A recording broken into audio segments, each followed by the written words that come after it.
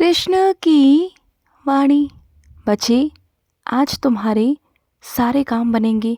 आज तुम जो भी काम करने जा रहे हो ना, जो कुछ भी तुम काम करोगी, मैं तुम्हें आशीर्वाद देता हूँ कि आज तुम्हारे सारे काम होंगे। सारे काम सुन रहे हो? हाँ, तुमसे कह रहा हूँ मेरे बच्चे। आज जिस भी काम को करना चाहते हो ना, करो। आज तुम्हें विशेष आशीर्वाद देता हूँ कि आज जो तुम काम करोगे ना, वो सब सफल होंगे। सारे काम बनेंगे, किसी भी काम में अड़चन नहीं आएगी। बस घर से निकलने से पहले ना मेरा नाम जाप करके निकलना, मेरा नाम लेकर निकलना, मुझे बोलकर जाना, ठीक है? कि कृष्ण, मैं ये काम करने जा रहा हूँ, मेरा उसमें साथ देना, मेरे साथ चलना। और मैं तुम्हारे साथ चलूँगा मेरे बच्चे, तुम्हारे वो सारे काम हो जाएंगे। और सुनो, नौकरी की तलाश में जा रहे हो तो नौकरी की तलाश में ना इधर उधर मत भटको। कोई इंसान है तुम्हारे आसपास ऐसा जो तुम्हारे जान पहचान में है, उसके पास वो नौकरी है, जैसी नौकरी तुम चाहते हो, तो नज़र घुमाओ अपने आसपास, देखो कि वो कौन है। कौन है वो? मैं तुम्हें संकेत दूंगा, समझ जाओगे। और उससे मदद मांगने में कोई शर्म मत करना। देखो, तुम स्वाभिमानी हो, मैं जानता हूँ, बहुत स्वाभिमानी हो, लेकिन कभी कभी अगर किसी चीज़ की ज़रूरत पड़ जाती है ना, तो बोल देना चाहिए, मांग लेना चाहिए, मदद मांग लेनी चाहिए मेरे बच्चे। इसमें शर्म नहीं करनी चाहिए। कल को अगर उनका कोई काम पड़ेगा तुमसे, तो वो भी तुमसे मदद मांग सकते हैं ना फिर। तो ये तो नियम है ना मेरे बच्चे, इस जीवन का नियम है कि ये दुनिया, ये इंसान, सबके अंदर इंसानियत है। सबकी एक दूसरे को मदद करनी चाहिए। जिसके पास जो है ना, उसके लिए उसको मदद करनी चाहिए। और दूसरे इंसान को ना, सामने वाले की मदद लेनी चाहिए, ये सोच के नहीं कि नहीं, मैं बहुत स्वाभिमानी हूँ और मैं नहीं ले सकता। देखो, इस दुनिया में ना सब एक दूसरे से जुड़े हुए हैं। जब तक एक दूसरे की मदद नहीं करेंगे ना, तब तक आगे नहीं बढ़ सकते।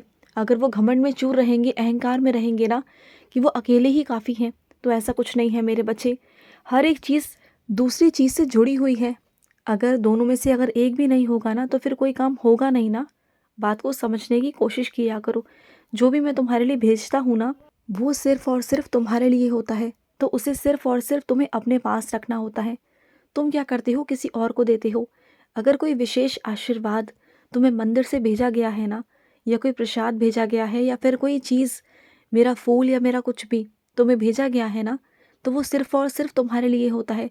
वो सबके लिए नहीं होता। हाँ, मानता हूँ, तुम जिन लोगों से प्यार करते हो, तुम उन्हें वहाँ से थोड़ा सा दे देते हो, ये सोच कर कि सबके पास वो आशीर्वाद पहुँच जाए। लेकिन सिर्फ़ और सिर्फ तुम्हारे कह देने से और उनके कर्मों के अनुसार ना, वो आशीर्वाद उनके पास नहीं पहुँचता। वो आशीर्वाद जिसके लिए है ना, वो उसी के पास पहुंचता है। अगर वो आशीर्वाद तुम्हें दिया है मैंने, तो वो तुम्हारे पास ही पहुंचेगा। और तुम ना इस तरह से बांटा मत करो, हर चीज़ को मत बांटा करो। देखो, प्रसाद की बात अलग है, लेकिन जो चीज़ मैं तुम्हारे लिए विशेष तौर पर भेजता हूँ ना आशीर्वाद के लिए, तो वो तुम्हारे लिए ही भेजता हूँ। समझो इस बात को। और सुनो, अचानक तुम्हारे पिताजी की तबीयत खराब हो गई ना, उनका ध्यान दो। अगर काम पर अगर तुम 1-2 दिन नहीं भी गए ना, तो चलेगा मेरे बच्चे, लेकिन उनका ध्यान दो। माता पिता धरती पर दोबारा नहीं मिलेंगे तुम्हें, वो अनमोल है। उनकी सेवा करो। जो तुम उनकी धरती पर सेवा कर कर पा जाओगे ना इस जीवन में, जो पुण्य कमा जाओगे, जो आशीर्वाद कमा जाओगे ना, वो पूरी ज़िंदगी अगर तुम कमाने में लगा दो ना, पूरी ज़िंदगी अगर तुम काम भी करो ना, तब भी वो आशीर्वाद तुम प्राप्त नहीं कर सकते। क्योंकि माता पिता दुनिया में सिर्फ एक बार ही आते हैं, दोबारा नहीं आते। और माता पिता ईश्वर का ही रूप है, जानते हो ना। क्योंकि जो माता पिता अपने बच्चों को आशीर्वाद दे देते हैं ना, फिर उसमें भगवान भी कुछ नहीं कर सकते। तो उनका आशीर्वाद फलता फूलता ज़रूर है मेरे बच्चे, और तुम्हारे पास मौका है वो आशीर्वाद लेने का मेरे बच्चे। उस आशीर्वाद को, उस सेवा को जाने मत देना, क्योंकि हर किसी के जीवन में ना वो मौका नहीं आता।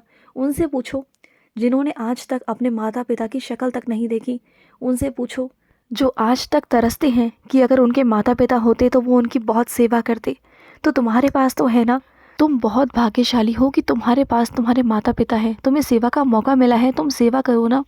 तुम जानते हो, हर किसी के जीवन में ये सब चीज़ें नहीं आती हैं।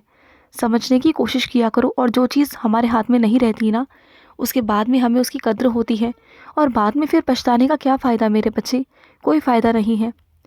और सुनो, अगर किसी की बार बार आदत बन गई है ना, तुमसे कोई चीज़ मांगने की, करने की, और तुम जानते हो कि वो जानबूझकर ऐसा करता है तुम्हें परेशान करने के लिए ना, तो एक बार सख्ती से ना मना कर दो, साफ साफ मना कर दो कि तुम नहीं कर सकते, साफ साफ कह दो। क्योंकि तुम्हें पता है वो तुम्हें जानबूझकर परेशान करने की कोशिश करता है, तो उसे मना कर दो, साफ मना कर दो।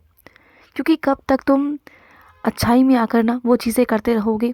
अच्छाई करो मैं कहता हूँ, लेकिन अच्छाई करने के लिए सामने वाले को देखो तो सही कि सच में उसे ज़रूरत है, क्या वो ज़रूरतमंद है भी या नहीं भी है, या फिर वो सिर्फ़ और सिर्फ अपनी चीज़ों को बचाने के लिए तुम्हारी चीज़ों का इस्तेमाल करता है, तुम्हारा नुकसान करने की कोशिश करता है, तुम्हारे रास्ते बिगाड़ने की कोशिश कर रहा है ना।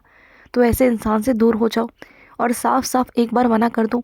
क्या होगा, ज़्यादा से ज़्यादा गुस्सा हो जाएगा, तुमसे बात नहीं करेगा, ना करे, कोई फ़र्क नहीं पड़ता तुम्हें, है ना। और पढ़ना भी नहीं चाहिए, समझो इस बात को। क्योंकि कब तक तुम दूसरों के हिसाब से चलोगे। अब वक्त है कि तुम अपने हिसाब से चलो। तुमने आज तक दूसरों के हिसाब से काम किया, लेकिन अब से तुम अपने हिसाब से ही काम करोगे। समझ में आया ना। और सुनो, अगर तुम्हारे पास में पैसे हैं ना, तो जिन चीज़ों का भुगतान करना है कर दो, नहीं तो फिर वो पैसे बाद में खर्च हो जाएंगे इधर से उधर, और बेफिजूल खर्च होंगे। फिर तुम्हें बाद में पछतावा होगा कि काश कि तुम वो कर देते। और तुम जानते हो ना, काफ़ी दिनों से तुम्हें भुगतान करना है, काफ़ी महीनों का भुगतान है तुम्हारे ऊपर, और तुमने अभी तक एक भी नहीं किया। फिर वो चढ़ता जा रहा है भार तुम्हारे ऊपर, वो कर्जा तुम्हारे ऊपर चढ़ रहा है।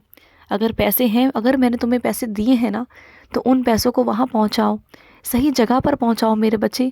जिस चीज़ के लिए मैंने तुम्हें पैसे दिए हैं ना, उन्हें वहीं पहुँचाओ मेरे बच्चे। और सुनो, तुम्हारे दफ्तर में अगर कोई किसी के खिलाफ़ या तुम्हारे खिलाफ़ कान भरता है ना, या तुम्हारे बारे में बुराई कर रहा है, निंदा कर रहा है ना, तो तुम करने दो। तुम उन पर ध्यान ना देकर ना, तुम अपने काम पर ध्यान दो। अपने काम को इतना बेहतरीन कर लो, इतना अच्छा कर लो कि तुम्हारे काम से ना सब लोग प्रभावित हो जाए, और चाह कर भी ना वो तुम्हें वहाँ से निकाल ना सके। चाहे कुछ भी हो जाए, तुम्हें अपने काम में बेहतरीन बनना है।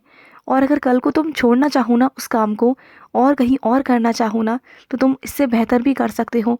तो दूसरों को बेहतर मत बनाओ, अपने आप को बेहतर बनाओ।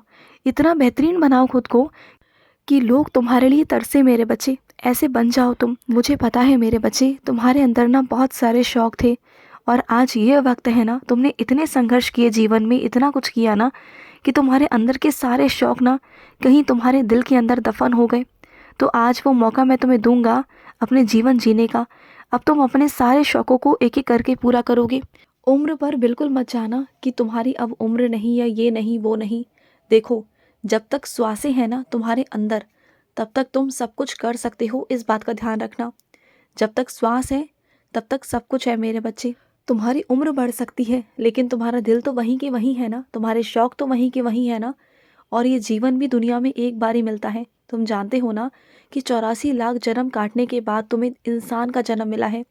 आगे का जन्म पता नहीं कि क्या मिलेगा तुम्हें, जानते हो क्या? नहीं ना। तो यही जन्म है, इसी जन्म में तुम्हें सब कुछ करना है, अपने सारे शौक़ पूरे करने हैं, सब कुछ करना है तुम्हें। ये सोच कर करो, तो उम्र का ना ये निकल जाएगा तुम्हारे मन से, तुम्हारे दिमाग से, और वो तुम सब कर पाओगे जो तुम चाहते हो मेरे बच्चे। तुम्हारा जो मन है ना, वो सब तुम कर पाओगे। जब करोगे ना, तो अंदर से बहुत खुशी होगी, तुम्हें सुकून मिलेगा तुम्हें। क्योंकि मैं जानता हूँ कि तुम्हारे शौक़ कितने तुम्हारे करीब थे, कितने करीब थे, और तुमने कुछ लोगों की वजह से ना वो सब छोड़ दिए, सब त्याग दिए थे। लेकिन अब मैं नहीं चाहता कि तुम त्यागो। अब मैं चाहता हूँ कि तुम उन्हें जियो, अपनी ज़िंदगी को दोबारा से जियो। और वो मौका मैं तुम्हें दे रहा हूँ ना तुम्हारी ज़िंदगी जीने का। अब किसी का कोई हक नहीं बनता कि कोई तुम्हारी ज़िंदगी में बाधा बने, कोई रुकावट बने। मैं चाहता हूँ कि तुम अपनी ज़िंदगी को आज़ादी से जियो, और वो आज़ादी मैं तुम्हें दे रहा हूँ। तो किसी की इतनी हिम्मत नहीं, किसी की इतनी हैसियत नहीं कि कोई तुम्हें रोक दे मेरे बच्चे। तुम्हें जीना है, और खुशी के साथ जीना है, अपने लिए जीना है। अब से खुश रहो। आज का कृष्ण संदेश समाप्त हुआ। जय श्री कृष्ण।